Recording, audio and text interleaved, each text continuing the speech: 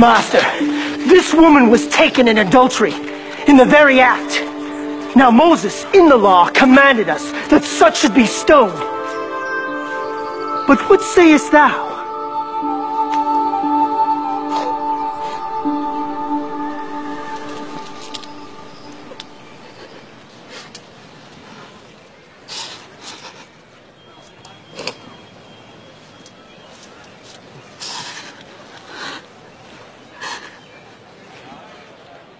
What sayest thou?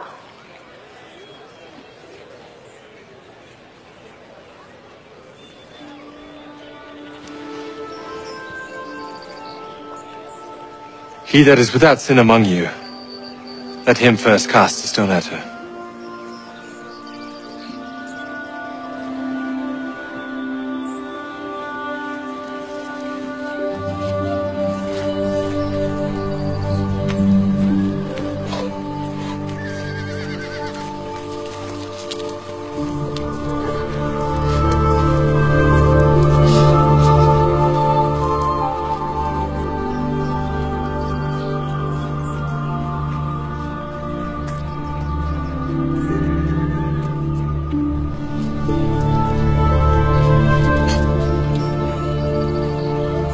Woman,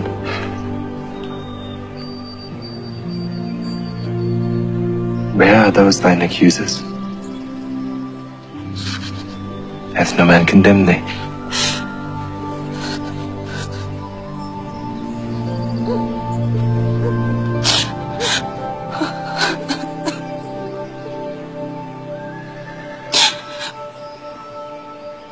No man, Lord.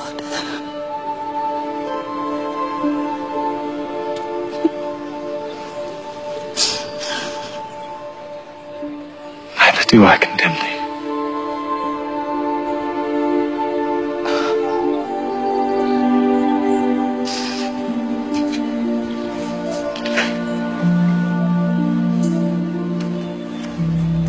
Go and sin no more.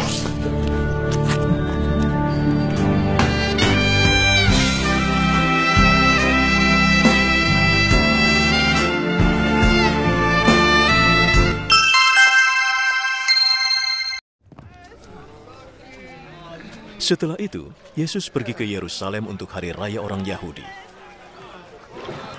Di dekat pintu domba di Yerusalem ada sebuah kolam dengan 5 serambi. Dalam bahasa Ibrani disebut Bethesda.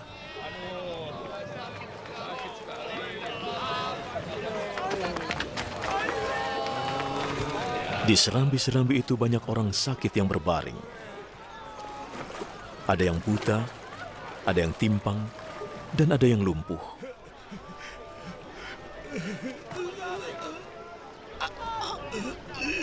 Di situ ada seorang pria yang sakit selama 38 tahun.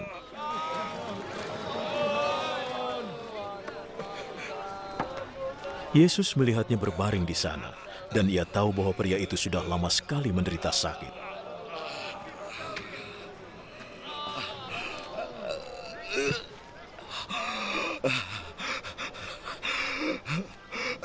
Apakah kamu mau sembuh?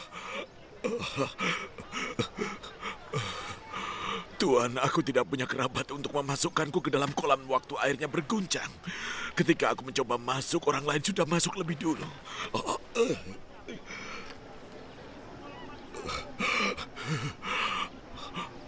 Bangunlah. Angkat tikarmu dan berjalanlah.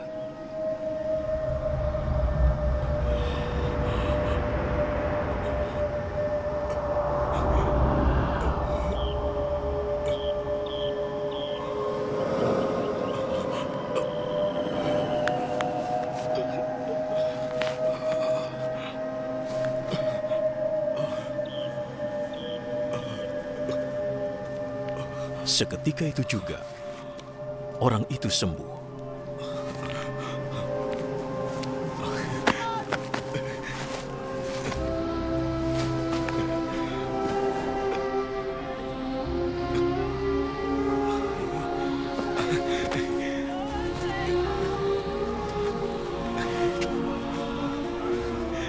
Ia mengangkat tikarnya dan mulai berjalan.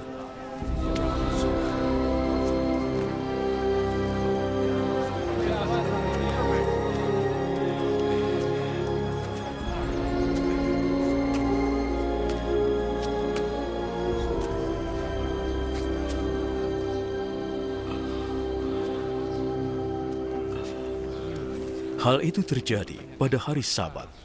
Maka para penguasa Yahudi berkata pada pria yang sembuh itu, Hari ini adalah hari Sabat. Kau sudah melanggar hukum karena kau telah mengangkat tikarmu. Orang yang menyembuhkanku menyuruhku mengangkat tikarku dan berjalan. Siapa yang telah menyuruhmu melakukan itu? Tetapi orang yang sembuh itu tidak tahu siapa itu Yesus. Sebab di situ banyak sekali orang, dan Yesus menghilang di sana. Kemudian, Yesus berjumpa dengannya di rumah Tuhan. Kamu sudah sembuh. Jangan buat dosa lagi, supaya tidak mengalami yang lebih buruk.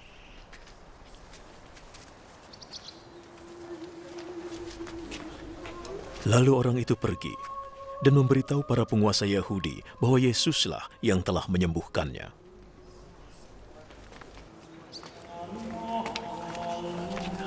Maka mereka mulai menyusahkan Yesus, sebab ia menyembuhkan orang pada hari Sabat.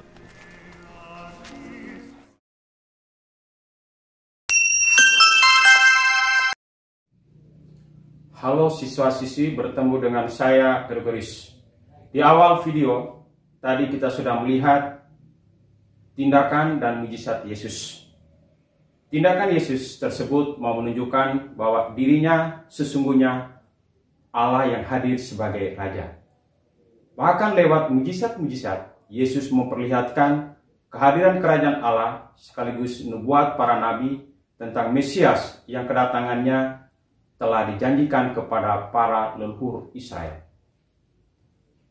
Tindakan dan mujizat Yesus tersebut berhubungan dengan tema kita, yaitu Yesus mewartakan kerajaan Allah melalui tindakan dan mujizat. Dengan mempelajari tema ini, siswa dapat menjelaskan arti mujizat, menjelaskan makna tindakan dan mujizat Yesus sebagai tanda kehadiran kerajaan Allah, menjelaskan bahwa Yesus adalah Mesias, mengelompokkan tindakan dan mujizat Yesus sebagai tanda kehadiran kerajaan Allah. Apakah siswa-siswi tahu tentang arti mujizat?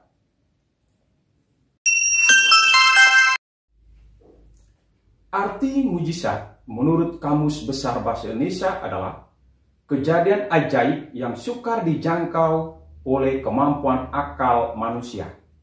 Sebagai contoh, Yesus membangkitkan Lazarus. Padahal sudah 3 hari Lazarus berada dalam kubur. Yesus sebagai Mesias mampu membangkitkan Lazarus.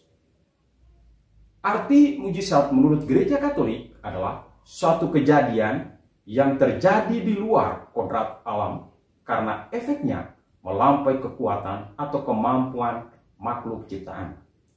Oleh karena efeknya yang melampaui kekuatan kodrati, maka mujizat disebut sebagai sesuatu hal yang adikodrati atau ilahi yang melibatkan adanya campur tangan ilahi. Lebih lanjut, Santo Thomas Aquinas mengajarkan efek-efek tersebut dapat disebut sebagai mujizat yang dilakukan oleh kuasa ilahi yang di luar ketentuan yang umum terjadi pada alam, melampaui ketentuan atau hukum alam. Dengan demikian, mujizat dihubungkan dengan jari Tuhan atau tangan Tuhan. Tuhan yang menjadi penyebab mujizat. Mujizat terjadi karena sesuai dengan rencana penyelenggaraan Tuhan. Sebagai contoh, Musa membelah laut Teberau dengan tongkatnya sehingga bangsa Israel bisa menyeberangi laut tersebut. Selanjutnya, bagaimana tindakan dan mujizat Yesus sebagai tanda kehadiran kerajaan Allah? Tindakan Yesus sebagai tanda kehadiran kerajaan Allah. Tindakan Yesus tersebut tidak ditujukan kepada kelompok atau golongan tertentu, tetapi ditujukan untuk semua orang. Ia bergaul dengan orang baik maupun jahat agar mereka dapat merasakan keselamatan. Tegaknya kerajaan Allah justru terjadi bila mana yang baik maupun yang jahat dapat hidup berdampingan dalam kebersamaan dan dengan penuh kesabaran serta kasih mendorong yang jahat menjadi baik. Yesus pun bergaul dengan orang-orang yang dianggap berdosa. Ia bergaul dengan para pegawai pajak, seperti Sakeus yang dianggap kebanyakan orang sebagai koruptor dan pemeras. Ia bertemu dan menyapa bangsa Samaria dianggap kafir, mendatangi negeri-negeri orang kafir dan berbicara akrab dengan mereka.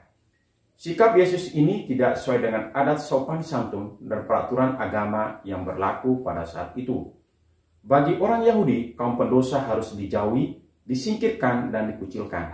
Sebab bagi mereka dosa itu menular seperti kuman, tinggal serumah dengan orang jahat, apalagi makan bersama dengan mereka, berarti kena dosa itu sendiri dan menjadi orang berdosa. Maka seorang yang saleh tidak boleh bergaul dengan yang tidak saleh. Selain itu, anggapan masyarakat Yahudi bahwa wanita itu penggoda. Oleh karenanya, seorang laki-laki, terlebih seorang guru agama, tidak boleh berbicara dengan seorang perempuan kafir yang belum dikenalnya, seperti wanita Samaria di sumur Yakub. Yesus tidak mengindahkan pandangan Yahudi tersebut. Dia datang untuk menyelamatkan semua orang. Ia bergaul bebas dengan wanita. Bahkan ada wanita-wanita tertentu yang tetap mengikutinya kemanapun dia pergi. Yesus juga membela wanita yang tertangkap basah melakukan zina. Tindakan-tindakan tersebut dapat dipahami bahwa Allah yang meraja adalah Allah yang memerintah dengan penuh pengampunan. Yesus mengampuni orang berdosa. Ia tidak takut menjadi najis. Yesus tahu bahwa hanya dengan dikasih orang-orang berdosa akan bertobat. Sebagaimana nampak dalam kisah wanita yang ketahuan berbuat zina. Tanda-tanda mujizat yang dikerjakan Yesus memperlihatkan Yesus adalah Mesias sekaligus sebagai tanda kehadiran kerajaan Allah. Selain menyampaikan kabar gembira, Yesus sendiri adalah kabar gembira lewat tindakan-tindakannya. Yesus sendirilah keselamatan, rahmat, dan penyembuhan bagi manusia yang sedang susah. Berikut ini adalah mujizat-mujizat Yesus. Yang pertama, Yesus membangkitkan anak seorang janda di Nain. Di sini Yesus ingin menunjukkan bahwa Allah berkuasa atas kehidupan dan kematian manusia. Dengan melakukan itu, Yesus ingin menunjukkan bahwa Ia adalah Mesias penyelamat yang mereka nantikan. Mujizat Yesus yang kedua, Yesus meredakan angin ribut. Yesus hendak menunjukkan bahwa Allah berkuasa atas alam semesta. Tidak ada kekuatan lain yang mampu mengalahkan kekuatan Allah sendiri. Maka semua ciptaan harus tunduk pada kekuatan Allah. Mujizat Yesus yang ketiga, Yesus mengusir roh jahat. Yesus ingin menunjukkan bahwa Allah lebih berkuasa dari roh-roh yang ada.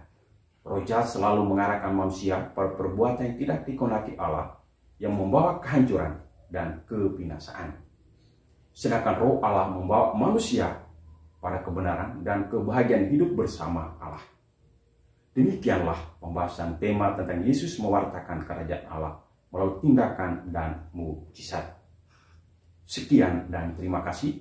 Tuhan memberkati kalian semua. Sampai jumpa pertemuan berikut.